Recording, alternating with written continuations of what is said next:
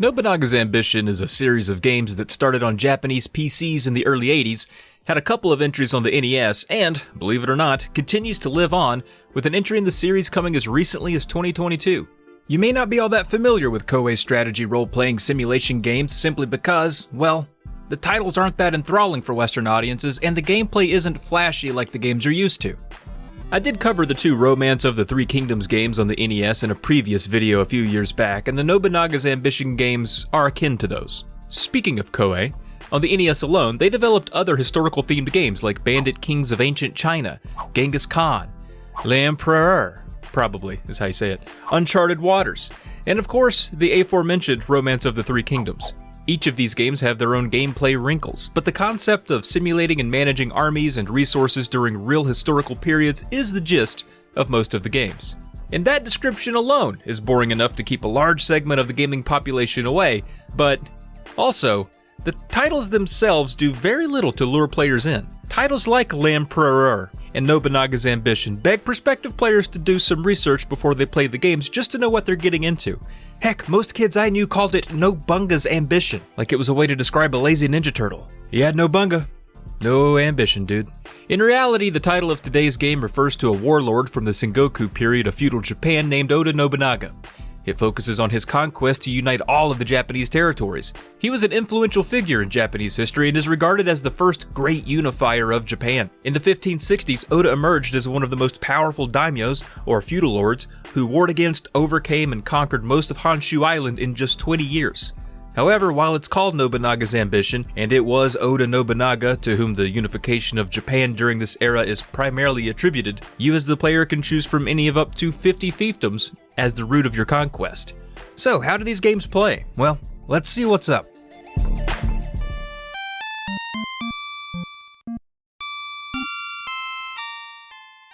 Getting footage and showing these games is always tough, because there's not a lot of exciting things to watch.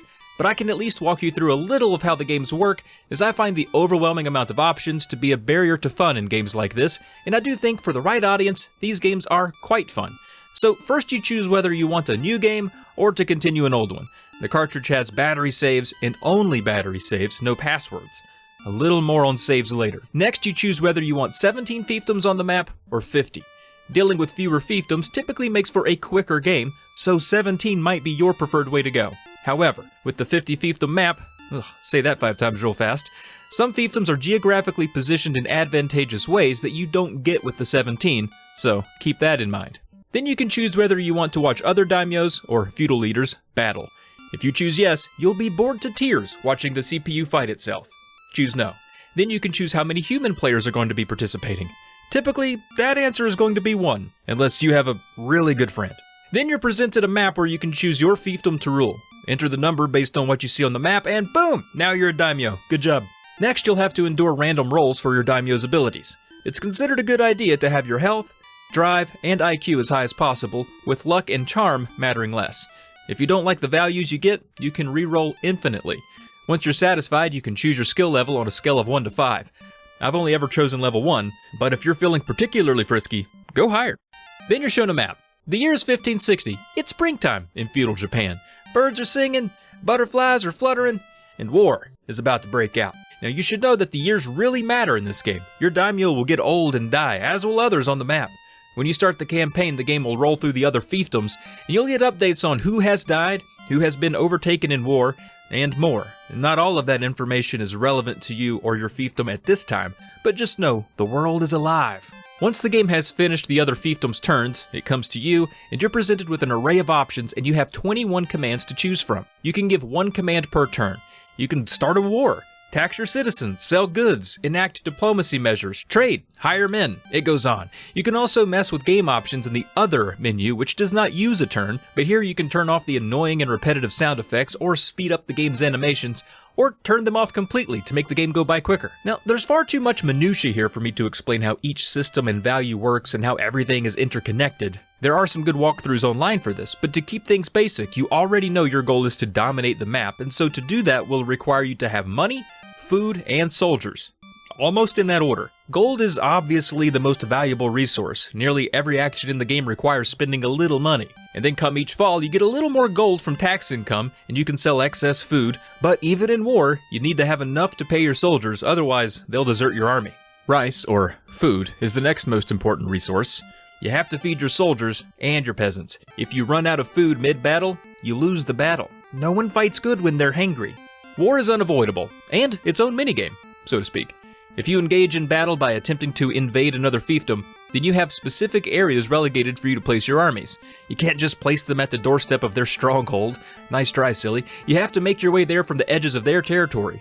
Once you choose your positions, the CPU, or your enemy, will have a chance to choose where they want to defend. Similarly, if another fief attacks you, you get to choose where to deploy your defenses. Battles are simulated and take into account a multitude of attributes about each army: food, money, skill, IQ, and even luck.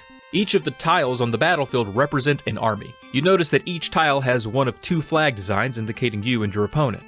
The number on the left is just the army's number, which run 2 through 5. The first is denoted by the little circle, which is just a fancy indicator that that particular army contains your general. You don't want to have that one defeated or conquered, or you lose. The number in the lower right of the tile is the number of soldiers in the thousands that are in that army. Often you can rely on these numbers to predict the outcome. Bigger armies typically defeat smaller ones, but it can also depend on the type of armies, their skills, and whether or not they are in certain terrains like on hills or mountains. Armies fight better at higher elevation, for example. Battles play out very crudely, but at least it's quick. Also worth noting that the battle maps have 3 panels. It's not obvious, but if you press left and right on the D-pad, you'll see more battlefield than maybe you anticipated. One important note is that when you go to save, in the other menu, the game will remind you that it will save your game at the conclusion of the current season. So don't assume that just because you went to save, that you're all good. You will need to let the CPU complete the turn before it's safe to turn the game off. And that's essentially all I'm going to cover in terms of depth, but understand that these games do reward good strategy, and like any other NES game, they can feel unfair at times and other times very rewarding. The number of options can be intimidating, especially early in the game where you may not know the best order of operations to give yourself a sound start. Again, I'd recommend a walkthrough for getting off the ground, and once you've established an understanding of the basic ways the game operates, your fun factor with it will steadily increase, especially when you start to see your decisions pay off. Now, would the sequel do anything differently?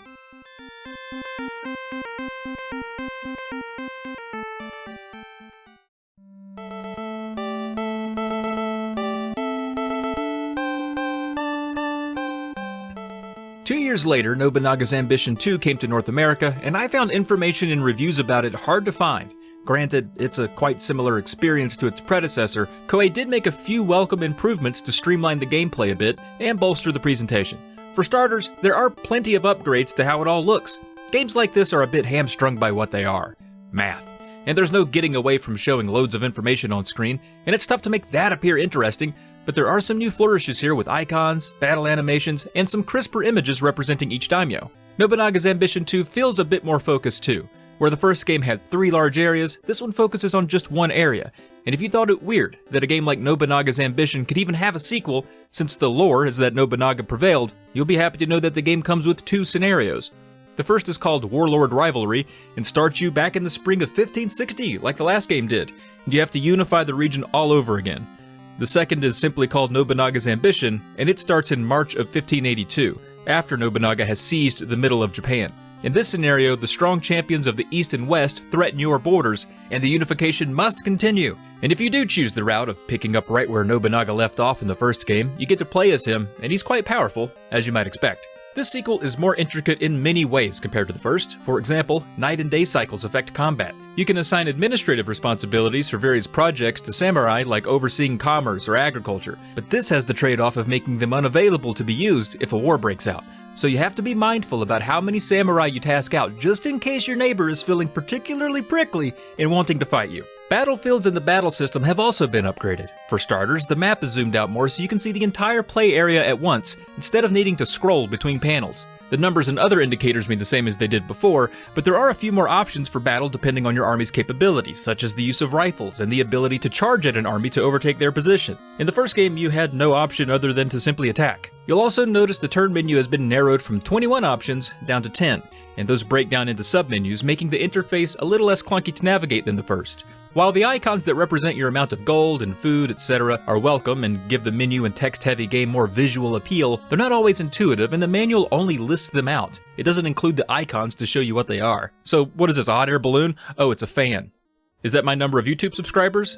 Well, actually it's culture, which is related directly to trade, which is indicated by the icon above that, and it looks like a waffle cookie. The music for the sequel is a vast improvement over the first, offering up tunes that have more texture and layers, and it works well in the background. The original's music comes across as basic by comparison. That's not to say that the original doesn't have catchy tunes, it does, but you hear them a lot, provided how long these games can last. All said, the sequel is a great improvement over the first, and in some ways, replaces it. With the Warlord rivalry scenario allowing you to repeat the same timeline that the first game offered, you'd do well to just play both modes of the second game, not even needing to bother with the first, if these types of games are up your alley. The first one is certainly fine on its own though. It just lacks some ease of life features that Koei wisely introduced into the sequel.